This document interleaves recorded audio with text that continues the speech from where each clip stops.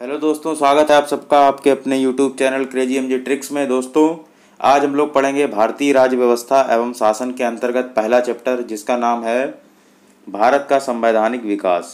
भारत का संवैधानिक विकास हम लोग पढ़ेंगे और जिसके अंतर्गत 90 प्रश्नों को हम सॉल्व करेंगे, जो कि पिछले वर्षों में पूछे गए हैं और आपकी आगामी परीक्षाओं के लिए बहुत ही महत्वपूर्ण हैं। तो शुरू करते हैं। इसके अंतर्गत जो पहला प्रश्न है, निम्नलिखित में से किस अधिनियम के अंतर्गत भारतीय विधान परिषद को बजट पर बहस करने की शक्ति प्राप्त हुई? तो इसका जो सही जवाब हो जाएगा वो है भारत परिषद अधिनियम 1892।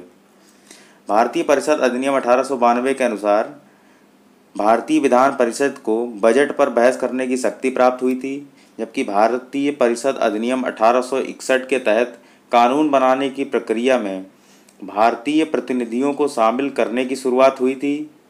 और भारतीय परिषद अधिनियम 1909, जिसे मॉर्ले मिंटो रिफॉर्म कहते हैं, इसको सांप्रदायिक प्रतिनिधित्व वाला भी अधिनियम कहते हैं, क्योंकि इसमें मुसलमानों के लिए अलग से निर्वाचन पद्धति को अपनाया गया था।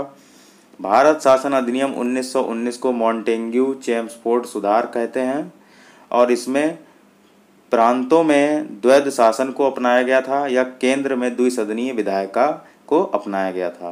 तो ये कुछ अधिनियम है जो महत्वपूर्ण हैं। इसमें जो सही आंसर था वो था ऑप्शन नंबर बी। अब बढ़ते हैं अगला प्रश्न। अगला प्रश्न है, संविधान सभा में सदस्यों का चुनाव कैसे हुआ था? तो हमेशा याद रखेंगे कि जो संविधान सभा के सदस्यों का चुनाव हुआ था वो प्रांतीय विधानसभाओं द्वारा हुआ था। कैसे हुआ था? प्रांतीय विधानसभाओं द्वारा हुआ था। ये प्रांतीय जो विधानसभाएं थीं, ये निर्वाचक मंडल के रूप में कार्य कर रही थी। ये इनका जो प्रयोग हुआ था, ये निर्वाचक मंडल की तरह हुआ था। और जितने भी संविधान सभा के सदस्य थे, इनका जो निर्वाचन था वो अप्रत्यक्ष रूप से हुआ था और वयस्क मताधिकार के आधार पर नहीं हुआ था। वयस्क मताधिकार का इसमें प्रयोग नहीं हुआ था। तो ये पॉइंट भी आपको याद रखना है।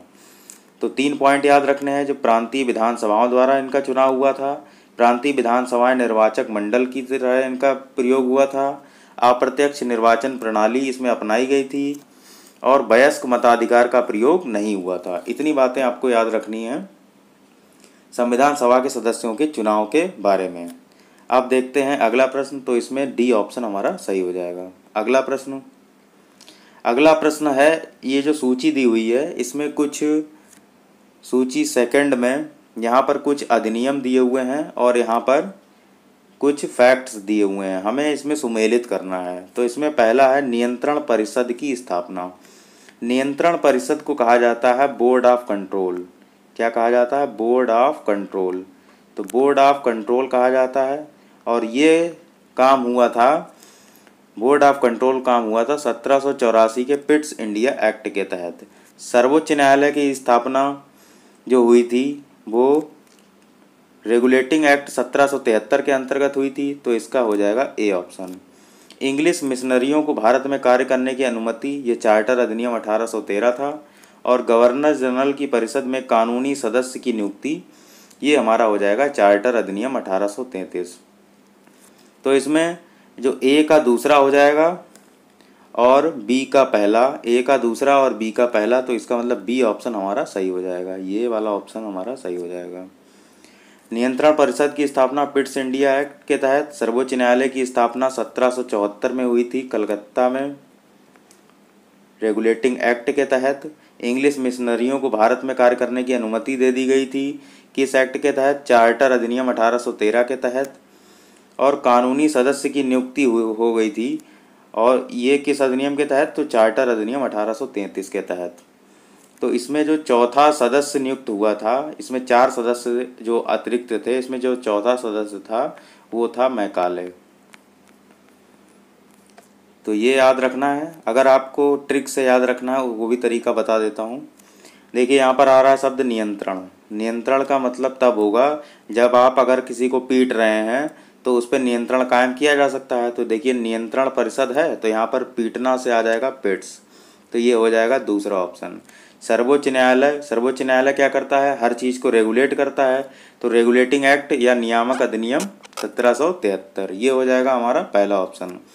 इंग्लिश मिशनरियों का भारत में अनुमति, ये अगर याद रखना है तो इंग्लिश हम लोग कहते नहीं तेरी इंग्लिश अच्छी है, तेरी इंग्लिश ऐसे करके बोलते हैं, तो तेरी इंग्लिश अच्छी है ख़राब है, तो ये देखिए तेरा आ रहा है यहाँ पर। तो ये इंग्लिश वाला जो भी है, इंग्लिश मिशनरियों वाला, ये आ जाएगा 1813 में। और गवर्नर जनरल की परिषद में कानूनी सदस्य की नियुक्ति, तो ये चौथा सदस्य था। तो ये देखिए लास्ट में 3-3 आ रहा है, और इसमें जो कानूनी सदस्य था वो चौथे नंबर पे था। तो इस तरीके से जो समान वाला है उसको 3 के बाद 4 से जोड़ के ये बना लेंगे, गवर्नर जनरल की परिषद में कानूनी सदस्य की नियुक्ति। अब देखते हैं अगला प्रश्न।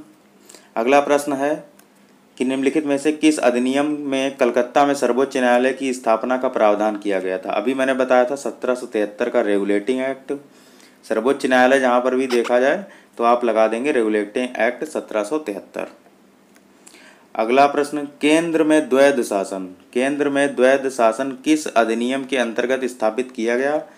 तो दो बातें हमें इसमें याद रखनी है, एक प्रांतों में द्वैध शासन और एक केंद्र में द्वैध शासन। तो अगर आपसे पूछा जाए प्रांतों में द्वैध शासन, तो आप लगाएंगे 1919 का अधिनियम। अगर आपसे पूछा जाए केंद्र में द्वैध शासन, तो आप लगाएंगे 1935 का अधिनियम। तो यहाँ पर देखिए क्या पूछा गया है, केंद्र में द्वैध शासन पूछा गया है। तो केंद्र में द्वैध शासन आएगा तो आ जाएगा भारत सरकार अधिनियम 1935। सी ऑप्शन हमारा सही हो जाएगा। अगला प्रश्न, कैबिनेट मिशन योजना के अंतर्गत संविधान निर्मात्री परिषद में प्रत्येक प्रांत को आवंटित सदस्य संख्या निर्धारित करने के लिए एक प्रतिनिधि कितनी जनसंख्या के अनुपात में था। मतलब जो एक प्रतिनिधि संविधान सभा में था वो कितनी जनसंख्या को, भारत की कितनी जनसंख्या का प्रतिनिधित्व वो करता था। तो इसका सही जवाब होगा 10 लाख व्यक्ति। तो एक व्यक्ति 10 लाख व्यक्तियों के ऊपर था प्रतिनिधि संविधान सभा का। इस तरीके से सीटों का आवंटन हुआ था संविधान निर्मात्री परिषद में। तो इसका बी ऑप्शन सही हो जाएगा। अगला प्रश्न है, एक निर्वाचित संविधान सभा द्वारा सबसे पहले भारत के संविधान का निर्माण करने का प्रस्ताव किया गया था। तो इसका सही जवाब हो जाएगा क्रिप्स मिशन द्वारा। क्रिप्स मिशन द्वारा सबसे पहले भारत के संविधान का निर्माण करने का प्रस्ताव किया गया था, वो भी एक निर्वाचित संविधान सभा द्वारा। तो इसका सी ऑप्शन सही हो जाएगा। जबकि कैबिनेट मिशन के तहत 1946 में जब कैबिनेट मिशन भारत आया है, उसके तहत भारत में संविधान सभा का निर्माण हुआ था और प्रति 10 लाख व्यक्तियों पर एक प्रतिनिधि के निर्वाचन की व्यवस्था उसमें थी। और वो निर्वाचन जो हुआ था वो प्रातिनिधिक निर्वाचन के आधार पर हुआ था। प्रातिनिधिक निर्वाचन, यानी कि 10 लाख व्यक्तियों पर एक व्यक्ति, यही प्रतिनिधित्व था। 1946 में कैबिनेट मिशन योजना के तहत संविधान सभा का निर्माण भारत में हुआ है। अगला प्रश्न देखते हैं। अगला प्रश्न है, भारत में उपनिवेशी शासन के संदर्भ में 1883 में जो इल्बर्ट बिल आया था उसका क्या उद्देश्य था।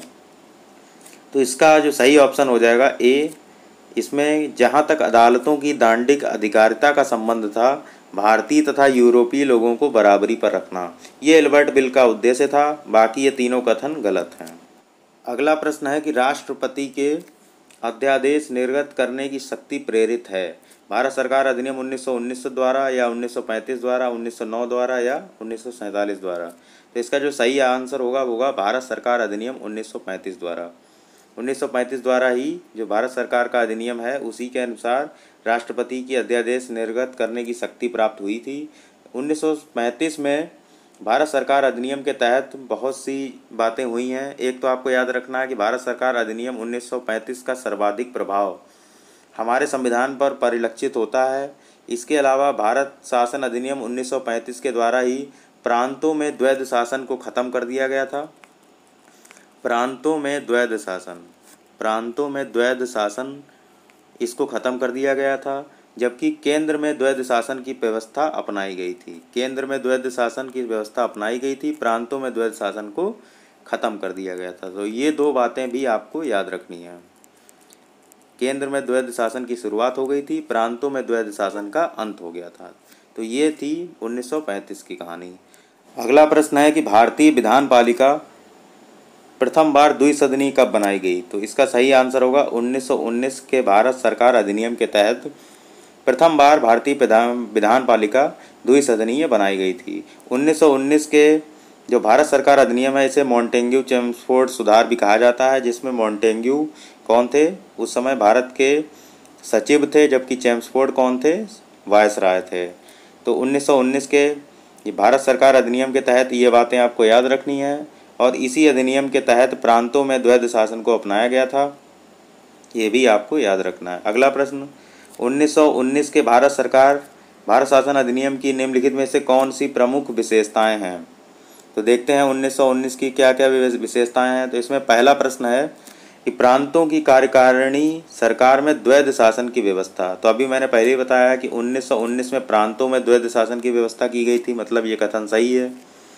अगला, मुसलमानों के लिए पृथक सांप्रदायिक निर्वाचक मंडलों की व्यवस्था, ये गलत है, क्योंकि ये व्यवस्था 1909 के पार्लियामेंटो रिफॉर्म के तहत की गई थी, तो ये दूसरा कथन गलत हो जाएगा। तीसरा, केंद्र द्वारा प्रांतों को विधायनी शक्ति का हस्तांतरण, ये बिल्कुल सही है, क्योंकि इसमें 2 शक्तियां हस्तांतरित की गई थी, जिसमें 2 सब्जेक्ट थे, एक आरक्षित विषय था, एक अनारक्षित विषय था, या हस्तांतरित विषय भी कहा जाता है, आरक्षित और हस्तांतरित विषय।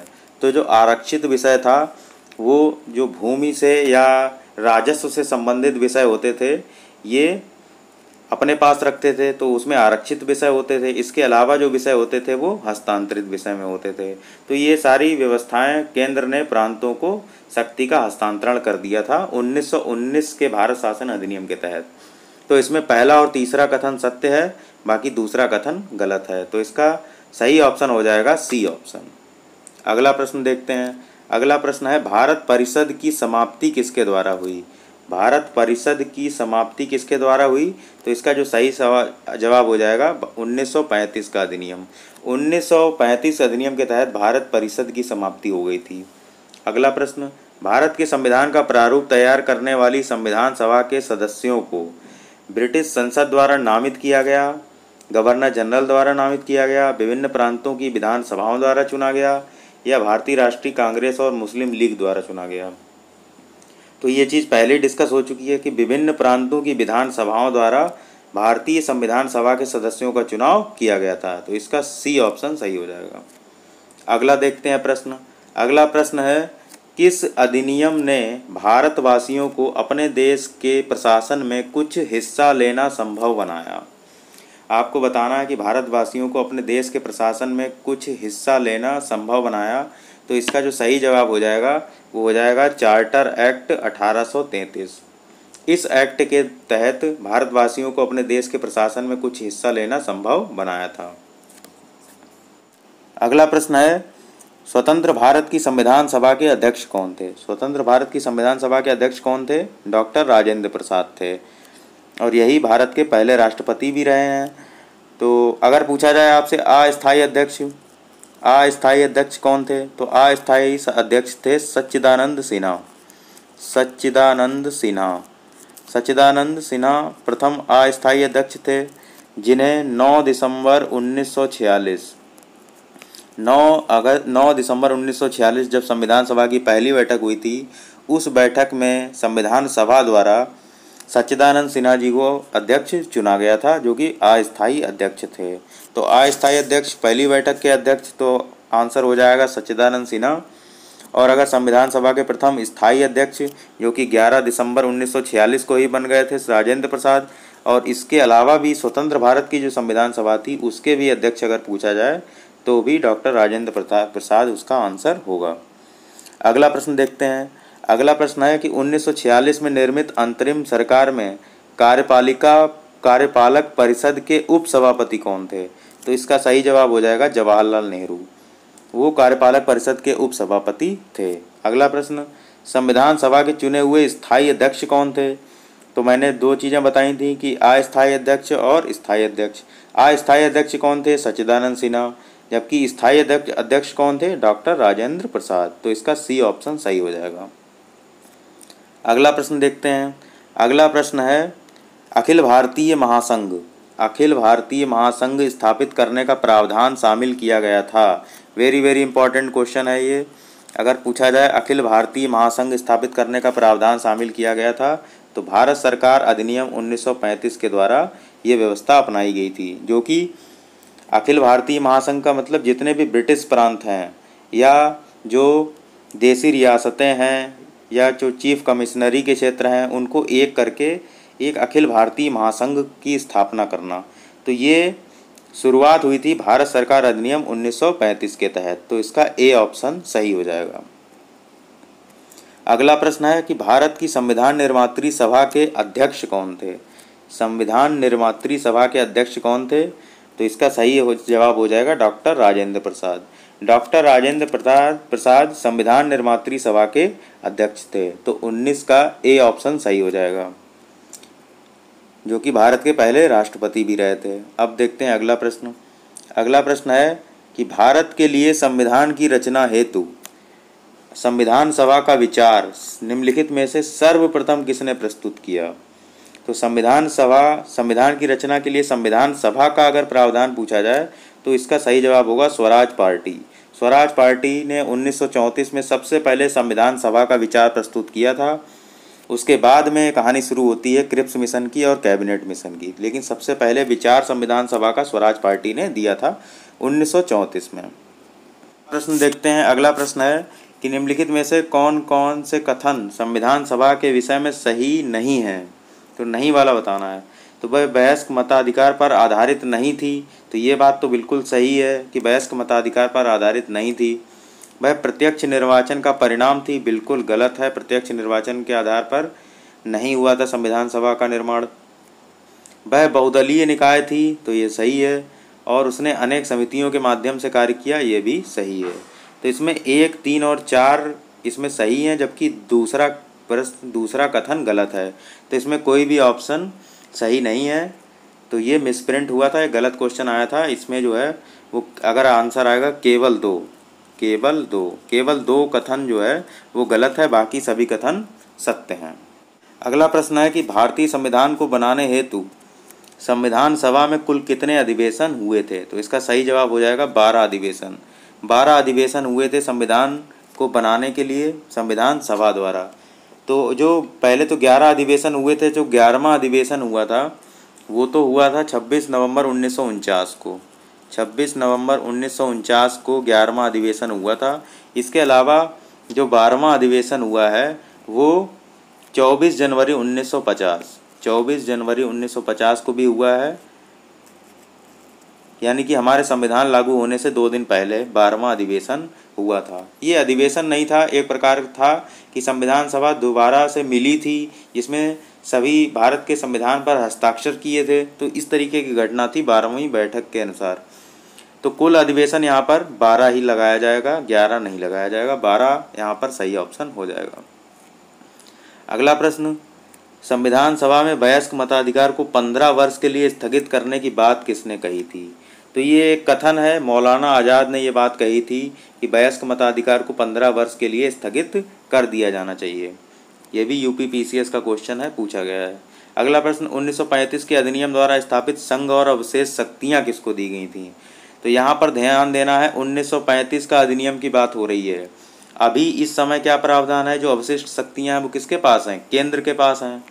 जबकि 1935 के अधिनियम में ये बात थोड़ी नहीं थी, उस समय गवर्नर जनरल को ये अधिकार प्राप्त होते थे।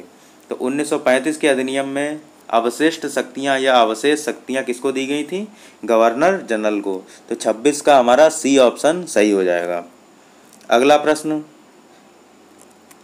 निम्नलिखित में से संविधान सभा की संघ संविधान समिति का अध्यक्ष कौन था। तो जवाहरलाल नेहरू इसके अध्यक्ष थे। संघ संविधान समिति के अध्यक्ष कौन थे, जवाहरलाल नेहरू। अगला प्रश्न, 1935 के अधिनियम के तहत कराए गए विधानसभा चुनाव में किस राज्य में कांग्रेस ने पूर्ण बहुमत नहीं प्राप्त किया था। तो इसका सही जवाब हो जाएगा बंगाल। बंगाल में कांग्रेस को पूर्ण बहुमत प्राप्त नहीं हुआ था, ये आपको याद रखना है। अगला प्रश्न, किस कानून के तहत वायसराय को अपनी कार्यकारिणी के सदस्यों की संख्या में वृद्धि करने का अधिकार दिया गया था। तो 29 किस अधिनियम के तहत ये अधिकार दिया गया था। तो इसका आपका ए ऑप्शन सही हो जाएगा। 1861 के तहत 1861 में जो अधिनियम आया था उसके तहत वायसराय को अपनी कार्यकारिणी के सदस्यों की संख्या में वृद्धि का अधिकार दे दिया गया था। तो 29 का ए ऑप्शन सही हो जाएगा। अगला प्रश्न, निम्नलिखित में से कौन सा एक भारत शासन अधिनियम 1935 में स्वीकार हुआ महत्वपूर्ण व स्थायी अवयव नहीं है? तो हमें यह बताना है कि 1935 के बारे में कौन सा कथन सही नहीं है। तो देश के लिए एक लिखित संविधान की व्यवस्था, ये तो बिल्कुल गलत है। उस समय लिखित संविधान की बात नहीं हुई थी। बाकी ये 3 कथन देखिए, विधानमंडल के लिए निर्वाचित एवं जवाबदेह प्रतिनिधि, ये बिल्कुल सही है। एक संघ की योजना पर विचार, पहले ही प्रश्न कर चुके हैं। अखिल भारतीय संघ की स्थापना हुई थी 1935 शासन के अधिनियम के तहत। अगला, विधानमंडल के लिए सरकारी सदस्यों का नामांकन किया जाना, सरकारी सदस्यों को नामांकित किया जाना, हाँ ये भी सही है। कुछ सदस्यों को नॉमिनेट किया जाता था। तो ये बिल्कुल 3 कथन सही हो जाएंगे, एक कथन हमारा गलत हो जाएगा। तो इसका ए ऑप्शन हमारा सही हो जाएगा, 30 का ए ऑप्शन सही हो जाएगा। अगला प्रश्न, भारत का संविधान पूर्ण रूप से कब तैयार हुआ था? तो पूर्ण रूप से कब तैयार हुआ था संविधान? तो इसका 31 का बी ऑप्शन हमारा सही हो जाएगा। 26 नवंबर 1949 को संविधान पूर्ण रूप से तैयार हो गया था और इसी दिन संविधान सभा द्वारा संविधान को अंगीकृत और अधिनियमित किया गया था। अंगीकृत और अधिनियमित किया गया था। तो ये शब्दों पर आपको ध्यान देना है कि अंगीकृत कब किया गया, अधिनियमित कब किया गया, या आपसे कह दिया जाए आत्मार्पित कब किया गया। तो ये तीनों बातें लागू होंगी 1949, 26 नवंबर 1949 में। अंगीकृत कब किया गया, अपनाया कब गया, या अधिनियमित कब किया गया, या आत्मार्पित कब किया गया, ये एक ही बात है और इसमें एक ही आंसर लगाना है, 26 नवंबर 1949। लेकिन अगर आपसे पूछा जाए लागू कब किया गया या पारित कब किया गया, तब आंसर आ जाएगा 26 जनवरी 1950। 26 जनवरी 1950 को लागू किया गया है संविधान और पूर्ण रूप से लागू किया गया है। तो ये चीज़ें आपको याद रखना है। अगला प्रश्न, भारतीय संविधान कब लागू हुआ था? देखिए वही प्रश्न आ गया। तो इसका सही जवाब हो जाएगा 26 जनवरी 1950 को संविधान लागू हुआ था। गणतंत्र दिवस भी मनाया जाता है इसी दिन। अगला प्रश्न, संविधान सभा के सम्मुख संविधान की प्रस्तावना का प्रस्ताव किसने रखा था? तो जवाहरलाल नेहरू ने संविधान की उद्देशिका के रूप में संविधान की प्रस्तावना का प्रस्ताव रखा था, जिसे उद्देश्य प्रस्ताव भी कहा जाता है। क्या कहा जाता है? उद्देश्य प्रस्ताव। कब रखा था? तो ये हो जाएगा 13 दिसंबर 1946 को। 13 दिसंबर 1946 को जवाहरलाल नेहरू जी ने संविधान सभा में उद्देश्य प्रस्ताव को रखा था।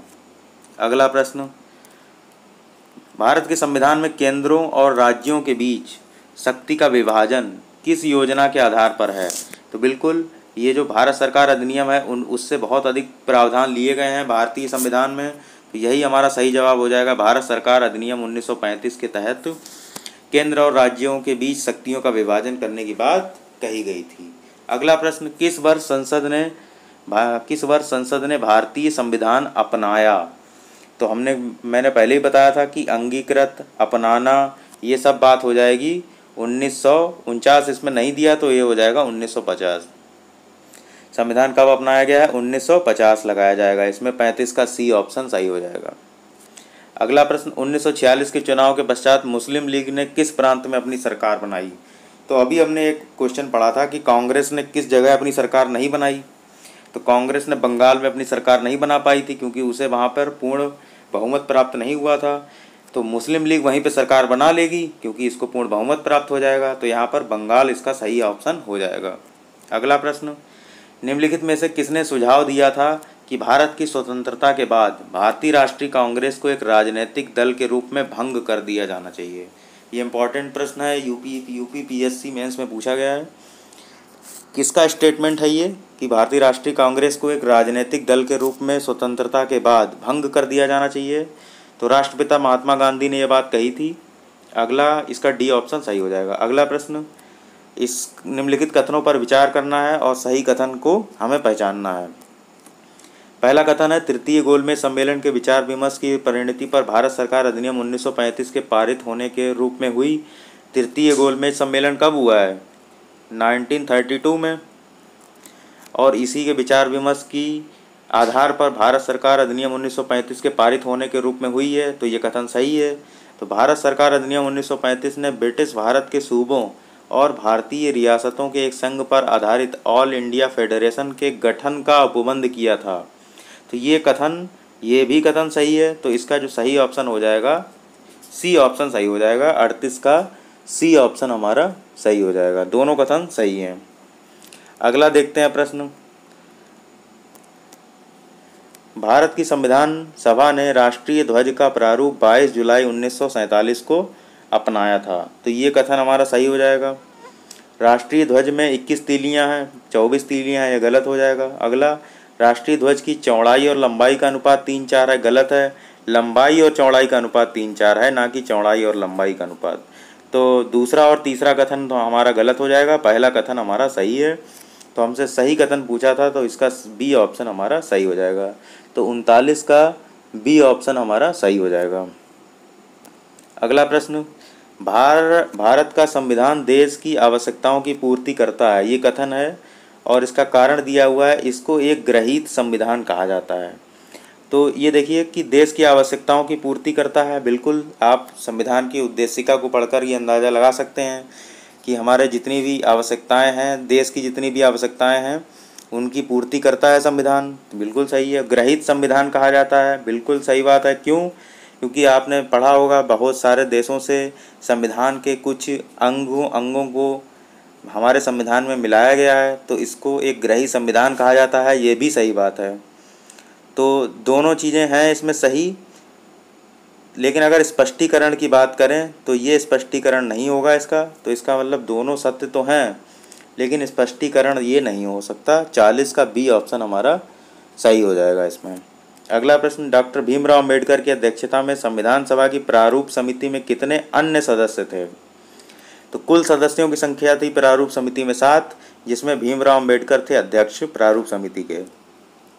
तो अन्य सदस्यों की बात की गई है, तो इसका बी ऑप्शन हमारा सही हो जाएगा। अगला प्रश्न, भारतीय संविधान सभा की प्रारूप समिति का अध्यक्ष कौन था? तो प्रारूप समिति के अध्यक्ष कौन थे? भीमराव अम्बेडकर जी। ये हो जाएगा ए ऑप्शन। अगला प्रश्न, 1937 के चुनाव के पश्चात यूपी में गठित मंत्रिमंडल में, यूपी में जो मंत्रिमंडल गठित हुआ था उसमें वित्त मंत्रालय किसको दिया गया था? तो इसका जो सही जवाब हो जाएगा रफ़ी अहमद किदवई।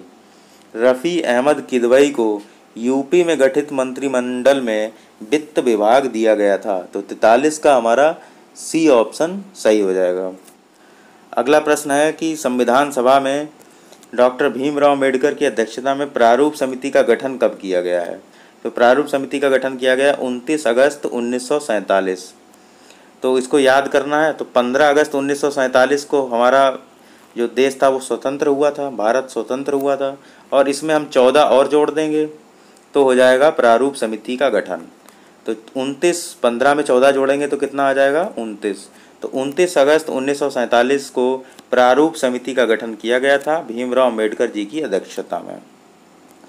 अगला प्रश्न देखते हैं, निम्नलिखित में से किस अधिनियम में संवैधानिक निरंकुशता के सिद्धांत का अनुमोदन किया गया? संवैधानिक निरंकुशता के सिद्धांत का अनुमोदन किया गया था 1935 के अधिनियम के तहत। तो 45 का सी ऑप्शन हमारा सही हो जाएगा। 45 का सी ऑप्शन सही हो जाएगा। अगला प्रश्न, संविधान सभा की प्रांतीय संविधान समिति के अध्यक्ष कौन थे? तो ये देखिए प्रांतीय संविधान समिति आ रहा है। तो प्रांतों को कौन देखता था? सरदार पटेल। कौन देखता था? सरदार पटेल। और इन्हीं के नेतृत्व में जितनी भी देसी रियासतें, रजवाड़ा, इन सब का विलय भारतीय संघ में किया गया था। तो सही ऑप्शन हो जाएगा प्रांतीय संविधान समिति का अध्यक्ष कौन था? तो 46 का डी ऑप्शन हमारा सही हो जाएगा। अगला प्रश्न, भीमराव अम्बेडकर जी का जन्म कब हुआ और मृत्यु कब हुई? ये भी प्रश्न पूछा हुआ है। तो याद रखना 1891 में, 14 अप्रैल 1891 में भीमराव अम्बेडकर जी का जन्म हुआ था मऊ मध्य प्रदेश में। और 1956 को दिल्ली में इनकी मृत्यु हुई थी। दिल्ली में मृत्यु हुई है। मध्य प्रदेश के मऊ के मध्य प्रदेश में इनका जन्म हुआ था। 1891 में जन्म और 1956 में इनकी मृत्यु हो गई थी। तो ये बी ऑप्शन हमारा सही हो जाएगा। अगला प्रश्न, किस वर्ष में जनगण मन को भारत के राष्ट्रगान के रूप में अपनाया गया? तो राष्ट्रगान को कब अपनाया गया था? 1950 में। तो 48 का सी हमारा ऑप्शन सही हो जाएगा। 1950 में ही जनगण मन को राष्ट्रगान के रूप में अपनाया गया है। और ये तिथि भी याद कर लीजिए, 24 जनवरी 1950। 24 जनवरी 1950 को राष्ट्रगान और राष्ट्रगीत को अपनाया गया था। जबकि अगर आपसे पूछा जाए जो हमारा राष्ट्रीय ध्वज है इसका प्रारूप कब अपनाया गया था, तो अभी हमने पढ़ा था 22 जुलाई 1947। तो 22 जुलाई 1947 को हमारे राष्ट्रीय ध्वज का प्रारूप अपनाया गया था और 24 जनवरी 1950 को राष्ट्रगान और राष्ट्रगीत को अपनाया गया था। तो ये बातें याद रखनी है। अगला प्रश्न, संविधान पांडुलेखन समिति निम्नलिखित में से कौन सदस्य नहीं था? तो पांडुलेखन समिति से आप घबराएंगे नहीं, ये बात हो रही है प्रारूप समिति की। किसकी बात हो रही है? प्रारूप समिति की। प्रारूप समिति को ही पांडुलेखन समिति भी कहा जाता है। तो इसमें 7 सदस्य थे, अभी मैंने बताया था। उसमें कौन सदस्य नहीं था? तो इसका जो सही जवाब हो जाएगा जवाहरलाल नेहरू। जवाहरलाल नेहरू इसमें सदस्य नहीं थे। बाकी जो 3 लिखे हुए हैं ये सदस्य थे सादुल्ला, मोहम्मद सादुल्ला और A.K. अय्यर, K.M. मुंशी। ये सभी संविधान सभा के प्रारूप समिति के सदस्य थे। भीमराव अम्बेडकर इस समिति के अध्यक्ष थे। K.M. मुंशी, कन्हैयालाल, माणिकलाल मुंशी। अगला प्रश्न, भारतीय संविधान को अपनाया गया था तो किसके द्वारा अपनाया गया था? संविधान सभा द्वारा, क्योंकि संविधान सभा द्वारा ही भारतीय संविधान को अपनाया गया है और उन्हीं संविधान सभा से ही हमारे संविधान का निर्माण हुआ है। तो संविधान सभा को अपनाएगा कौन? संविधान को कौन अपनाएगा? तो संविधान सभा ही अपनाएगी। तो 50 का हमारा ए ऑप्शन सही हो जाएगा। 50 का ए ऑप्शन सही हो जाएगा। तो इस तरीके से हमने 50 प्रश्न कर लिए हैं। अगले वीडियो में हम इसके बचे हुए 40 प्रश्नों को सॉल्व कर लेंगे और ये सभी प्रश्न प्रीवियस ईयर में पूछे गए हैं और आपकी परीक्षा की दृष्टि से बहुत ही महत्वपूर्ण हैं। जहाँ तक ये चैप्टर की बात है, ये थोड़ा सा चैप्टर याद करने के लिए इसमें कुछ ज़्यादा है, क्योंकि इसमें अधिनियम है और कौन से अधिनियम में क्या क्या बात कही है। तो इसको आप वीडियो को 2 से 3 बार ज़रूर देखिए और सभी प्रश्नों को याद करने का प्रयास कीजिए। जितना अगर इस चैप्टर से कोई भी प्रश्न आता है तो इन्हीं प्रश्नों में से पूछा जाने की प्रबल संभावना है। तो मिलते हैं अगले वीडियो में। तब तक के लिए जय हिंद, जय भारत।